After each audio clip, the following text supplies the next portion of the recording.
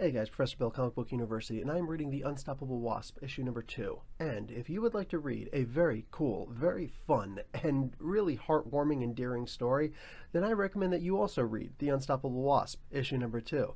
Guys, we have Nadia, young Nadia Pym, the daughter of Hank Pym, who he didn't know he had with his original wife way back in the day in Hungary. Nadia is now trying to form a superhero team of sorts, an educational team, a team of researchers in a lab who will be the new geniuses of the world, because she doesn't like the idea that it's only guys who have been in the top spots for smartest people in the world. You realize that when Moon Girl decided to take the test on her own that Banner had created, that she was actually the smartest out of all of them. And she says all the other names haven't changed since, but it's only because no one had been looking for them. So Nadia goes to meet Tania Miranda. Now, I may be saying that first name wrong, Taina, T-A-I-N-A, and my bad, I'm not familiar with that name. But she's a Puerto Rican girl who seems to have some kind of a paraplegic thing going on where she needs not just crutches, but those actual, like, wrist crutches, and that's how she gets along. But she's a genius. She's actually creating small robots, but she doesn't have a whole lot of parts. She's, poor, kind of like Lunella, Moon Girl. Well, Nadia goes up and says, listen, I want you to be my lab partner. I want you to come and help me out, and I want you to come and be in a part of my lab where you will have all the resources that Henry Pym had, and let's see what we can make. And Miss Miranda is, of course, ecstatic. So,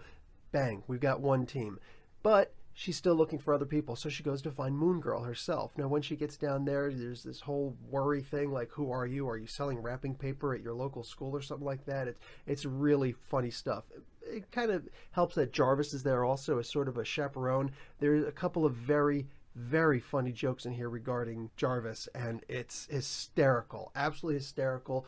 You got to read this for some good jokes. Well, a giant rat attacks them, and that's when Lunella finally realized that Nadia is a superhero and not just coming by and selling wrapping paper.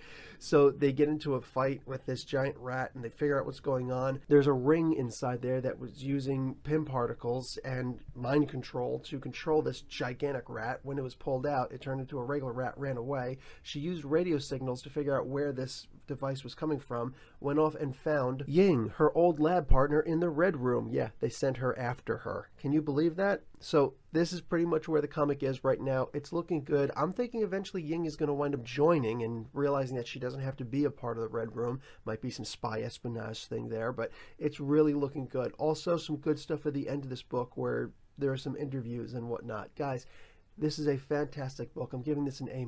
I absolutely loved reading this. I can't wait to read more. More. Anyway, guys, Professor Bill, Comic Book University. Class dismissed.